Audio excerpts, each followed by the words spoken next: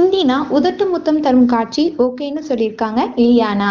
ஹிந்தியில நடிக்க ஆரம்பித்த பிறகு தென்னிந்திய படங்களை திரும்பி பார்ப்பதில்லை இலியானா. இந்தியில பிடித்து நிற்க எந்த எல்லைக்கும் செல்லவும் அவங்க தயாரா இருக்காங்க. தற்போது டேவிட் தவான் இயக்கத்துல மெயின் தேரே ஹீரோ படத்துல நடித்து வராரு. இந்த படத்துல ஹீரோவாக நடிக்கிறது வருண் தவான். அவருக்கு இரு ஜோடிகள், இலியானா மற்றும் நர்கிஸ் பக்ரி. இரண்டு ஹீரோயின் சப்ஜெக்டில் நடிக்கையில் உடன் நடிக்கும் நடிகையிடம் கவனமாக இருக்கணும்.